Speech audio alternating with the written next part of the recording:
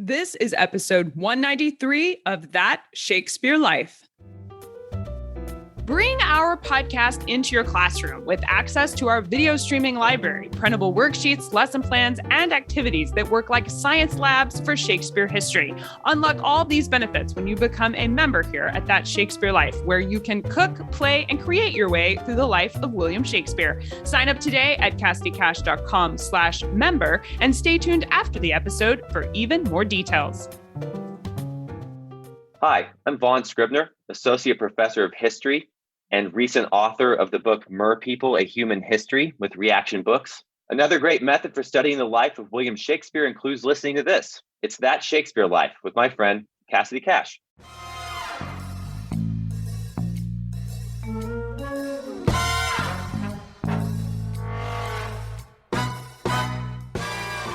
Some of the companies like the grocers or the merchant tailors would often include a Moor or various kinds of Indian characters, and they'd often be depicted as riding animals like leopards, like camels, and ostriches as well. Welcome to That Shakespeare Life with Cassidy Cash. Cassidy believes that if you desire to successfully learn or perform Shakespeare's plays, then understanding the real life and history of William Shakespeare himself is a must. That Shakespeare Life is the podcast that helps you go beyond the curtain of some of Shakespeare's most iconic works and explore the world of early modern England as Shakespeare would have lived it, learning from the writers, historians, and performers who know it best. And now, here's Cassidy.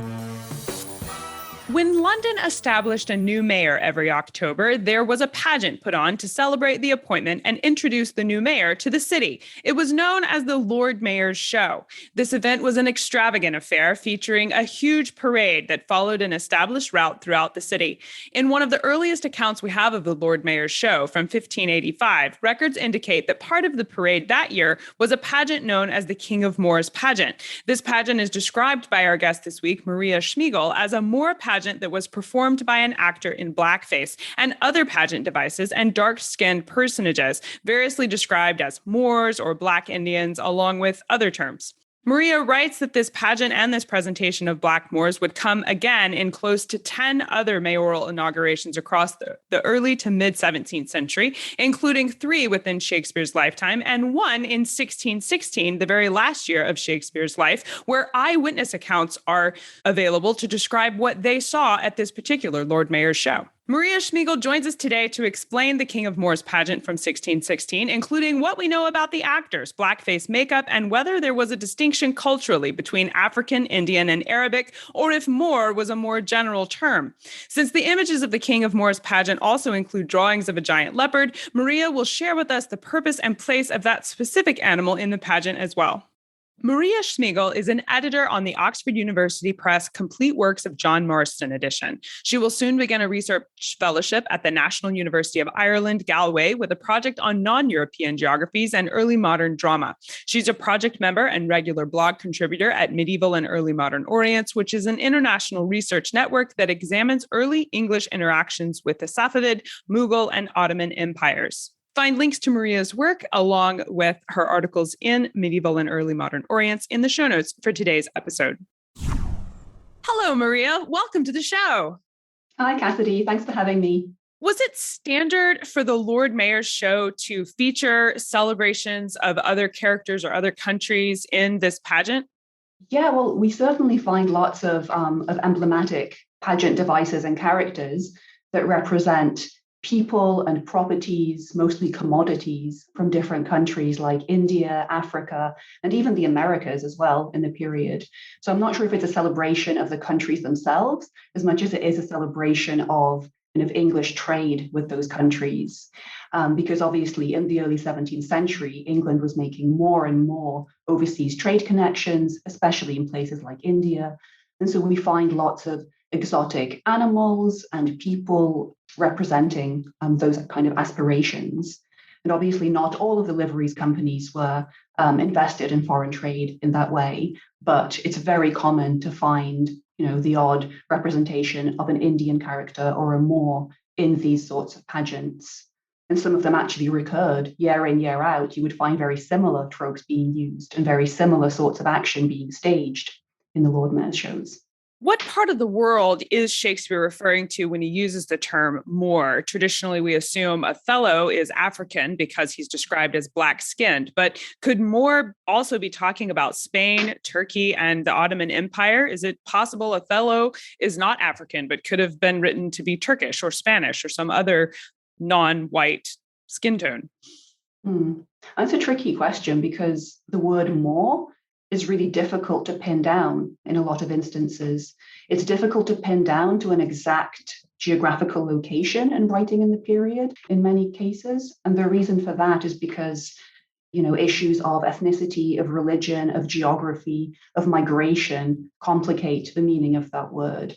And so, in fact, we get these different early modern English and early modern European writers applying different terms like, we have Moor as the kind of catch-all term, but we also have more specific instances like a blacker Moor, a tawny Moor, or a white Moor, which sometimes differentiate between Black Africans and Arab inhabitants of the Northern African coast, much of which was under Ottoman rule at the time. And so the term Turk also creeps in there as well and complicates matters even further.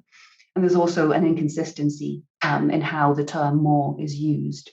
So I think it's quite an ambiguous term in the period, and it can certainly describe someone from Africa as easily as it can describe someone from the Middle East or the Mediterranean. But to answer your question about Othello, I don't think there's any reason based on the play to think that Shakespeare imagined him to be Turkish or to be a Turkish or a Spanish Moor, even though it's very true that both the Ottoman Empire and Spain at this period had very diverse populations. But the question is also interesting too, because, the Othello is the Moor of Venice. So there's that kind of layer of identity too. The identity is not stable. It's something that changes with migration as well. Well, and certainly we can give Shakespeare credit for probably intentionally giving us ambiguity, as he does so many times throughout his plays. Mm-hmm. Maria writes that the King of Moors was something like a sketch, to use modern theater language, in that this presentation followed a certain pattern and included certain elements that were repeatable in several Lord Mayor shows. Maria calls attention to one presentation of the King of Moors that happened in 1616, which a contemporary account describes as, quote, "Then cometh the King of Moors gallantly mounted on a golden leopard, he hurling gold and silver every way about him," end quote. Maria, why was the King of Moors depicted as riding a golden leopard of all animals? Was the leopard specifically associated with the King of Moors? So there's definitely a kind of general link in these shows between the uses of exotic animals like leopards and these kind of foreign personages like the Moors in the Lord Mayor's shows. Some of the companies like the grocers or the merchant tailors would often include a Moor or various kinds of Indian characters, and they'd often be depicted as riding animals like leopards, like camels and ostriches as well. But in this particular case, in the 1616 show that we're talking about, the leopard that's present in the pageant is actually a reference to the leopard heads that featured on the coats of arms of the goldsmiths' company. So it's completely in keeping in that sense with the emblematic nature of the Lord Mayor's show pageants. They played around with that kind of heraldic and visual iconography in that way. So it's not in this instance specifically linked to Moors, it's more about linking it to the goldsmiths. And I'd also add that when you have these kinds of pageant devices used, the creation of the pageant device or the property, it costs money. And so the livery company has to cover those costs. And often to kind of get their money's worth, they would keep the pageant device. And so in this case, the leopard was actually taken back to the company hall and it was kept as a kind of decorative item. And we also have examples too of other companies reusing those properties. So after they've invested the money into creating something like a camel or a leopard or an ostrich or, a whale or whatever the property in question is, it crops up again and again in different shows. So that's also a kind of continuation of particular tropes that we find in the period. The description from 1616 goes on to describe that the presentation was supported by the Guild of Goldsmiths, and you referred to this in their intentionality behind the symbolism here, but that the King of Moors would go through and throw coins or metal counters along the pageant route as he was riding through London. Maria, this sounds a lot like a sponsored parade float that we might see today, where participants go overboard to wear the colors of the sponsoring company and give out samples to the audience as a kind of marketing ploy. Is this a similar marketing gimmick for the goldsmiths of 1616? Well, I think, yeah, it's the funny thing about the Lord Mayor show is that it's this great opportunity for the livery company in question to show off to the city at large. So these shows were very public, they were free to attend, and they drew a huge crowd. So, can you imagine like 20,000 people watching these shows and taking in all the different messages that the livery company wants to get across? And they do that by using these different pageant devices, which I guess are a lot like floats in that sense. The company spent lots of money on making sure that they were an adequate reflection of the splendor and the generosity of their institution that they wanted to reflect and impress upon the citizens of London. And so the pageant devices used in the shows were a great way of doing this. They're a visually striking platform from which the company could indeed share these gifts with the spectators. So very often the kind of freebies that were given out during the shows to the crowd would be linked kind of thematically to the company in question. So in the case of the 1616 show, that show was actually put on by the fishmongers. And within that show, we have this kind of flattering homage to the goldsmiths company. So they staged the King of Moor's pageant, and it's fitting for the King of Moor's, as a kind of homage to the goldsmiths, to be handing out objects that look like coins. Obviously, they weren't real gold or silver, they were kind of metal imitations, but it's still a kind of visual representation of the trade, of the materials of the trade. But elsewhere in the show, which was staged by the fishmongers, they had different pageants, like a model of a fishing vessel, very ornately carved, obviously to celebrate the labor of the fishmongers. And apparently the actors who were used in that vessel, as it kind of went through the crowd, they were handing out free fish to the audience, which I don't think is something that we'd expect from a modern day parade float, I hope. I wouldn't think so, but I imagine it makes sense, like handing out cookies or something today.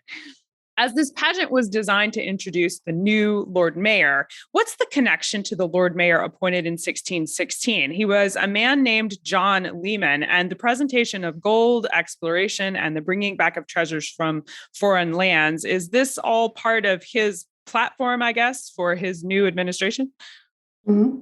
So John Lemon, he was a member of the Fishmongers Company, but he was actually a merchant whose personal trade interests for many years rested in domestic trade, mostly of cheese and dairy products. So he was all about domestic trade, but he did own joint stock in the East India Company, which was established in 1600. So, he doesn't speak for the fishmongers in that sense, but, he himself did benefit from trade with the East Indies because he got dividends from his joint stock. And I think that the King of Moor's pageant on this particular occasion is an emphasis on just general sort of golden riches from abroad. It's not directly intended to honor John Lemon himself as the inaugural mayor. It's rather that kind of gesture towards the goldsmiths company with whom the fishmongers historically had links. But the other pageants in the show definitely were designed to celebrate the fishmongers in general, but there was also a kind of emphasis on the figure of John Lemon as someone who's inheriting all of these different kind of duties and roles that he needs to fulfill with honor and with charity and with good governance. So there was one specific device that was made for John Lemon in this pageant, and it was a model of a lemon tree to pun on his surname. And that was quite a common conceit in the Lord Mayor's shows, punning on whoever the Lord Mayor that year was. And so the lemon tree was also kind of presented to the mayor as a pageant that then made its way across the procession route too. So it's a whole mix of different celebrations of John Lemon, of the fishmongers, of their brethren within the livery companies too. Maria describes the pageant as, quote, the Moor figures in this pageant were undoubtedly performed in blackface, either by means of cosmetic tinting of the skin or through the use of cloth masks, stockings, and gloves, end quote. Maria, why do we think the Moors in the performance are in blackface? So there's a number of reasons to suggest that blackface was used across the various King of Moor's pageants in the 16th and 17th centuries. So as I mentioned, this is something that crops up again and again in the period. And so some of the printed accounts of the shows that were published contain speeches that the King of the Moors would kind of deliver to the audience. And some of these speeches directly reference his skin color. So one example would be from a different show from 1613, where we again have a King of the Moors and his wife, and they arrive in London, and he gives the speech to the citizens. And in the speech, he asks the audience whether they've ever seen a king so black before. And he also references the darkness that dwells upon his face. And so those kinds of references in those printed accounts, I don't think they would make much sense if he wasn't wearing blackface, whether it's through cosmetic tinting or sartorial blackface, the kind that Ian Smith describes in a chapter. But I think there's also evidence in eyewitness accounts. So there are a couple of documents that were drawn by eyewitnesses, the quick sort of sketches of the action as they saw it on a Lord Mayor's Day. And some of them depict figures on the devices. Then you have one figure who's colored in. And so it kind of signals that what the eyewitness saw was probably somebody wearing makeup to represent a King of the Moors or an Indian character in these shows. And obviously we know that, blackface and brownface were frequently employed in the commercial theatres too. So it's really not a surprise that civic performance of this kind is also employing similar tactics for visually representing racial difference, I think. I think I would like to ask you to make a distinction here for us, because when we say blackface, there's an automatic bristling that happens in context of that term because of our modern day understanding of blackface. And especially here in North America in like a post-Civil War era, we kind of bristle at that term. And I would like you to contextualize it for us in context of Shakespeare's lifetime. When we're seeing representations of actors that have been painted black to represent darker skinned people, was that designed to be insulting and demeaning at the time, or was it just a part of theater? I think that in this context, with these sorts of pageants and the representations that we've been discussing, I don't think they were designed to be insulting in that sense, but I don't think that any representation of racial difference in this context can really be neutral either. So it's not the same as what comes in later centuries with the use of blackface. And it's something that Ayanna Thompson discusses in a recent book on blackface that might be really useful for listeners of this show to read more about and to kind of think about the context of the historical moment that we're talking about and what comes later and how it all sort of fits in. But I would say that that representations of racial difference, they're not neutral. And even in this kind of representation that we find here, it's complementary in some senses, isn't it? The King of Moors. He's not depicted as a villain. He's not depicted negatively. He is a benevolent, regal figure who willingly shares his country's wealth with these English crowds. It's very different from the stock villain types that we find on the professional stage. So, for example, like Aaron the Moor, he is a stock villain type. But I'd say that this representation is directly informed by the economic ambitions of white English institutions and individuals who create this kind of emblematic fantasy in the King of Moor's pageants that we see in civic pageantry at this time, where the wealth of a whole continent is translated into the figure of the Moorish king.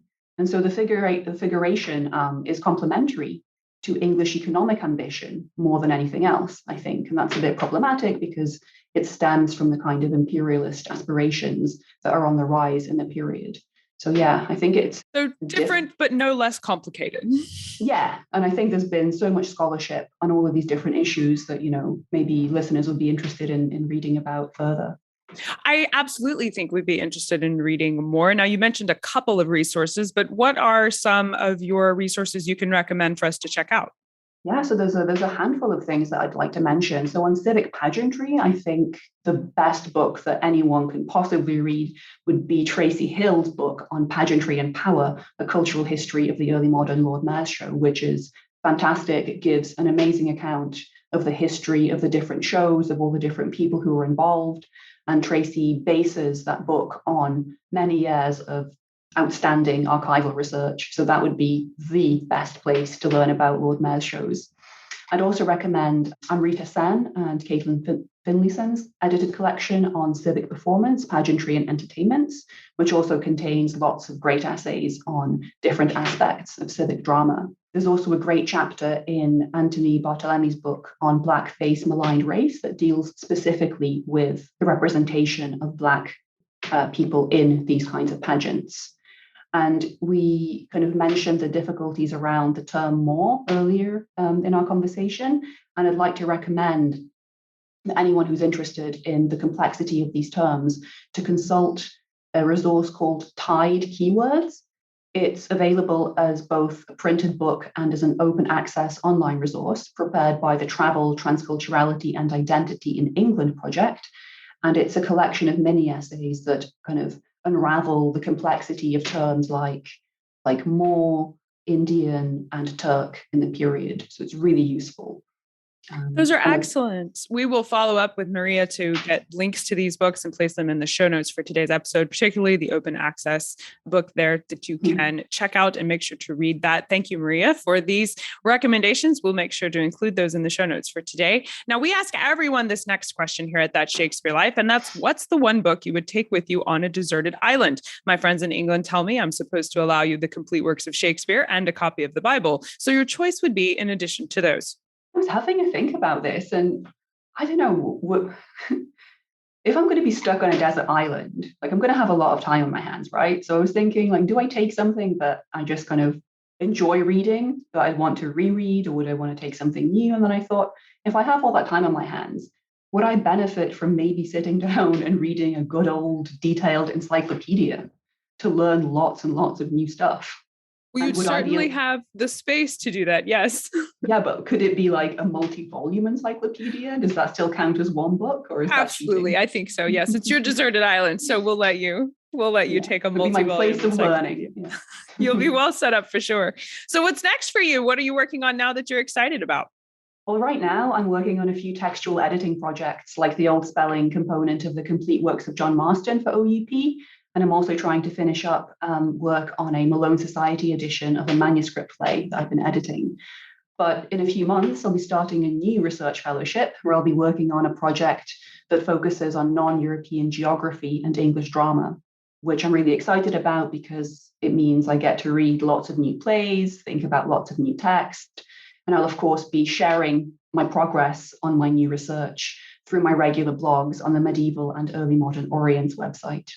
Well, we definitely look forward to seeing the work that you are putting together. Maria Shmygol, thank you so much for being here this week and taking us through the history of the King of Moor's pageant that happened at the very last year of Shakespeare's life. This has been a fun conversation. Thank you so much. Thank you, Cassidy. A huge part of the King of Moor's pageant, as we discussed today, were the visual aspects, the elaborate nature of what you were seeing as the parade went by. To help give you some of those images from the King of Moor's pageant, we've done some research into the background and found some pictures of the King of Moor's, the golden leopard, and information on the emblem of the goldsmiths, and we've packed them all into the show notes for today's episode. You can find resources that Maria talks about today, as well as bonus Shakespeare history and a place to leave a question or a comment for us here at That Shakespeare Life, all packed into the show notes for today. You can find all of these things at CassidyCash.com/episode 193. That's CassidyCash.com/EP193. If you enjoyed our show this week, be sure to leave us a comment and rating on your favorite podcast platform and share the show today with someone you think might enjoy learning something new about the Bard. We've added new content to our members area this week, including a private virtual tour of Goodrich Castle. Explore all the exclusive members-only Shakespeare courses, resources, and bonus history inside the members area for That Shakespeare Life. Find all these things at CassidyCash.com/member. That's CassidyCash.com/MEMBER. That's it for this week. Thank you for listening. I'm Cassidy Cash, and I hope you learned something new about the Bard. I'll see you next week. Bye-bye. Thank you for listening to That Shakespeare Life. As always, the best conversations happen after the episode over at CassidyCash.com. Become a part of a vibrant Shakespeare conversation by adding your voice over at the website. Until next time, remember, when you want to know William Shakespeare, you have to go behind the curtain and into that Shakespeare life.